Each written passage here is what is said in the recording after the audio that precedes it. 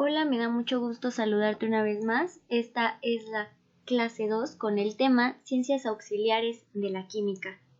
Nuestro objetivo general va a ser describir el campo de estudio de la química, su división e importancia, así como los temas esenciales para contextualizar su alcance de estudio. Dentro de esta clase vamos a tener subtemas como ramas de la química, estados de agregación, cambios en los estados de agregación, elemento, compuesto y mezcla. Primero vamos a iniciar con las ciencias auxiliares de la química. Y aquí nos vamos a dar cuenta que la química tiene que ver con todas las ciencias que vemos en la escuela y con todas las existentes. Iniciando primero con historia. ¿Qué tiene que ver la química con la historia? Bueno, pues esta va a ir encaminando cada uno de los pasos que ha tenido la humanidad y la civilización como tal en cuanto a sus avances, como por ejemplo cuando descubrieron el fuego, que empezaron a experimentar, que acercaban la mano y se sentía caliente, pero si la ponían encima y la dejaban un ratito se podían quemar, cómo empezaron a procesar los metales para crear joyas, cómo hicieron las construcciones y se dieron cuenta que si mezclabas tal cosa con otra, podías pegar rocas y poder hacer una construcción enorme.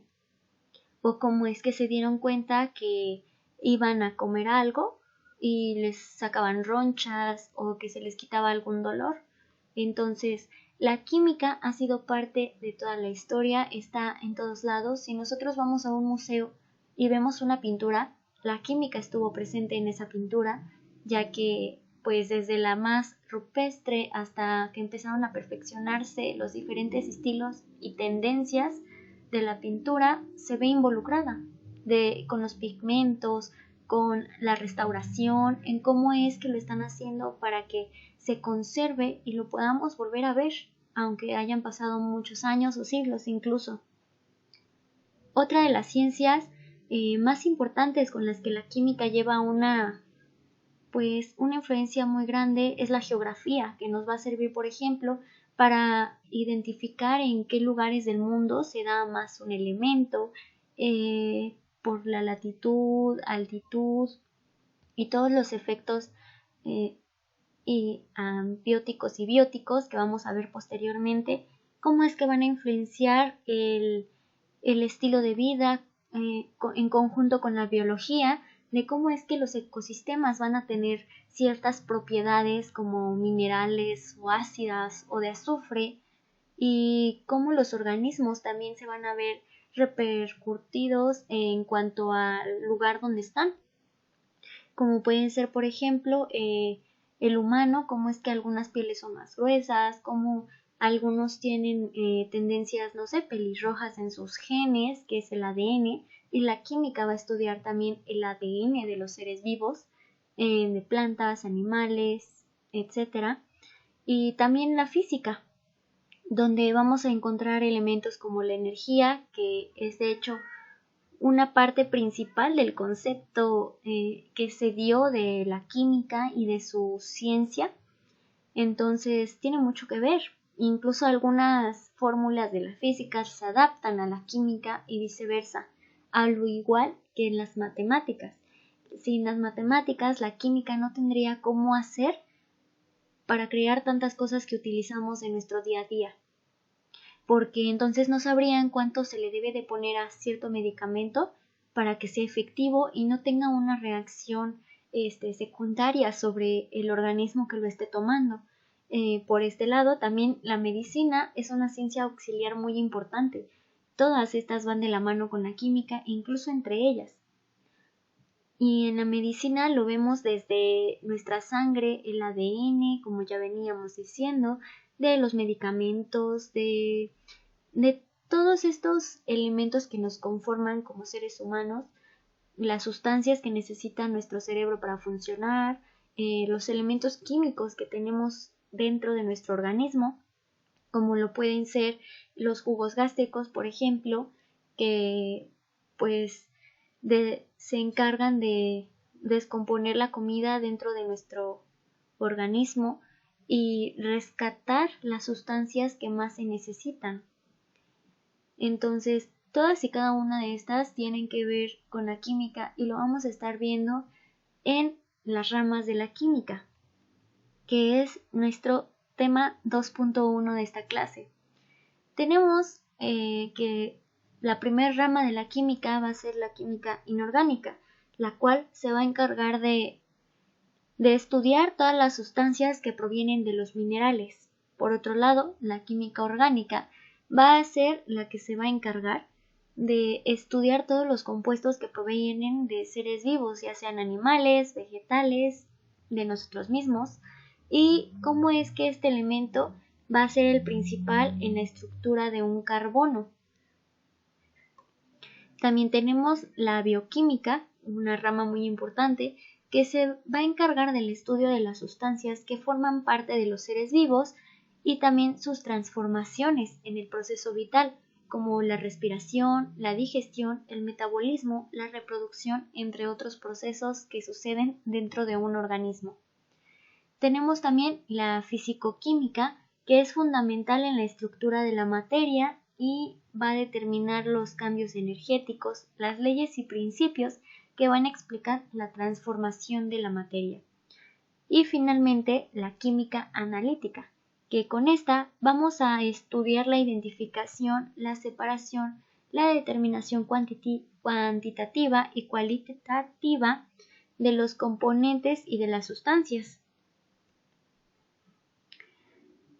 Y vamos a pasar ya con el tema 2.2, el cual está destinado a los estados de agregación, mismo donde vamos a encontrar la famosa y tan conocida frase de la materia no se crea ni se destruye, solo se transforma y permanece en constante con el universo.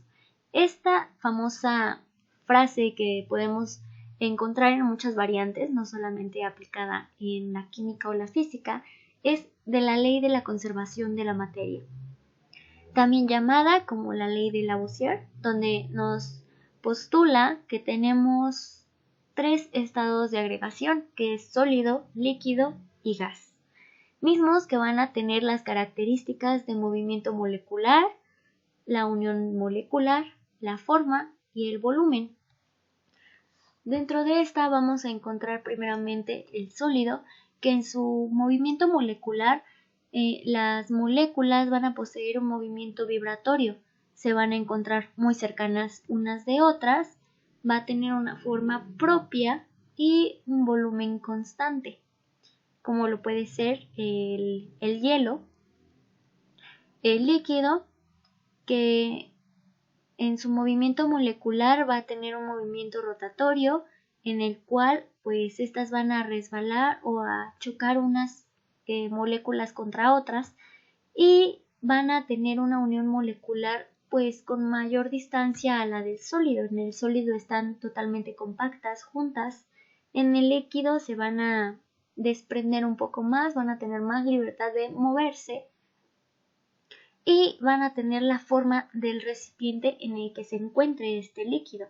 Por ejemplo, si tenemos una botella, el líquido va a adoptar la forma de esa botella, y si agarramos de esa misma agua con una jeringa, pues el agua o cualquier líquido que tengamos en esa jeringa va a tomar esa misma forma y su volumen va a ser constante. Por otro lado, tenemos el gas, donde sus moléculas se van a mover en una línea rectilínea y van a chocar contra las paredes de los recipientes. En esta, los espacios entre las moléculas son muy grandes, o sea, no se alcanzan a tocar ni estar cerquita. No posee una forma y en su volumen va a ocupar todo el espacio disponible y se va a expandir. Por ejemplo, cuando estamos haciendo una sopa y esperamos a que llegue a su punto de ebullición, la tapamos y ya no sale el gas. Pero la tapamos y cuando la destapamos nos damos cuenta que surge un efecto donde hay muchas gotitas y se ve empañada la tapa. Entonces el gas ya ocupó todo ese espacio,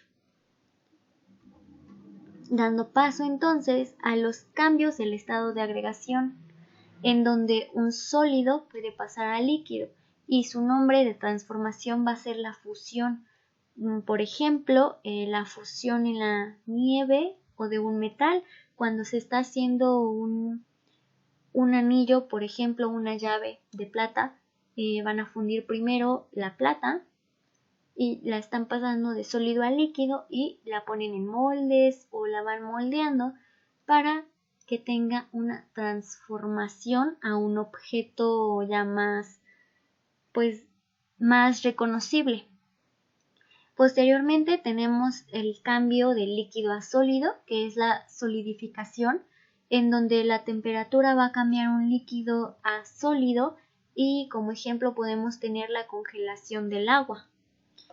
En el siguiente caso tenemos de líquido a gas y este nombre corresponde a la evaporación y es la temperatura cuando hierve un líquido y llega a su punto de ebullición. Un ejemplo sería la evaporación del agua o, como les decía, de cuando hierve una sopa. Después tenemos el cambio de gas a líquido que sucede a una condensación, que esto puede ser un enfriamiento o pérdida de calor en el vapor y se convierte otra vez en líquido, formando, por ejemplo, escarcha y nieve, o regresando al ejemplo de la sopa que les venía mencionando en la diapositiva anterior.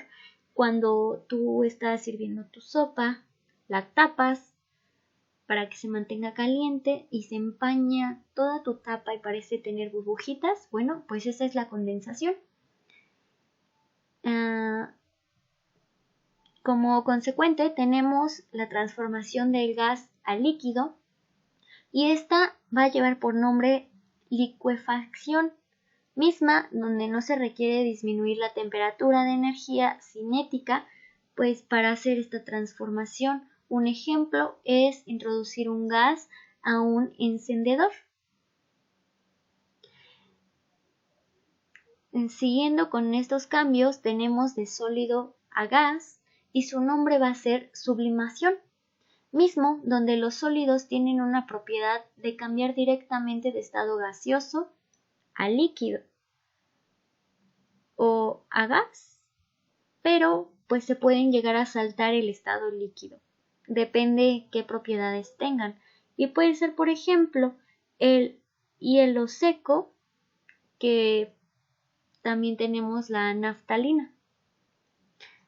Y finalmente tenemos de gaseoso a sólido y su nombre va a ser deposición, misma donde las propiedades van a ser pues difíciles debido a que se requiere un enfrentamiento brusco con una presión muy elevada.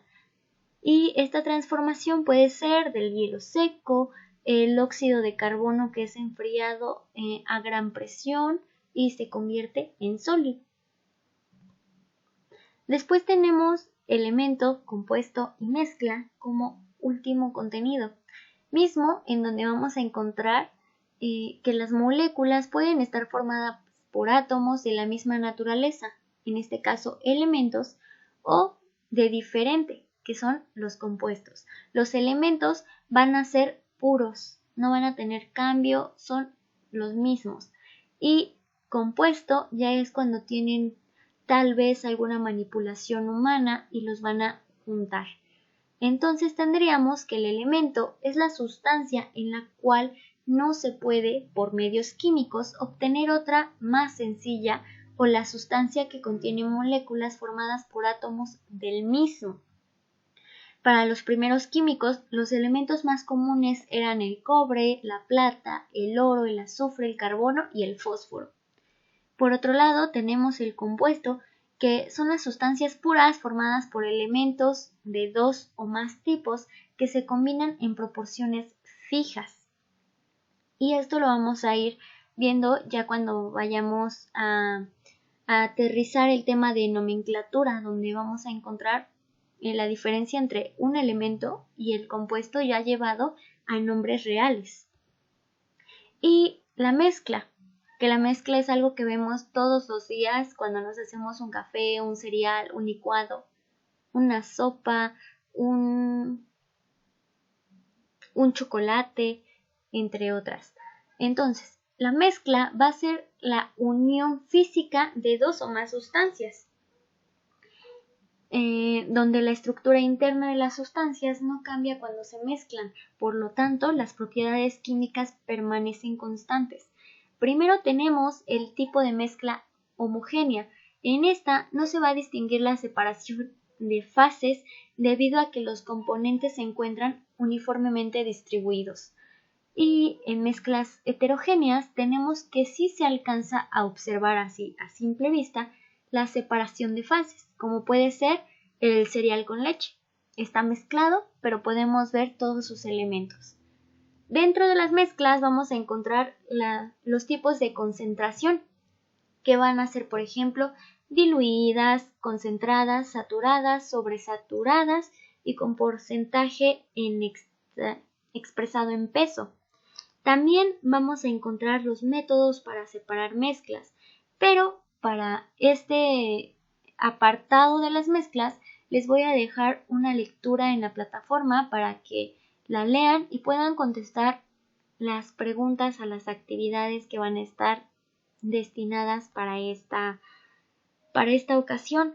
Vamos a encontrar entonces que las mezclas homogéneas van a ser soluciones. Se va a subdividir así en soluciones. Y las mezclas heterogéneas en coloides y suspensiones. Entonces, eso es todo por la clase de hoy.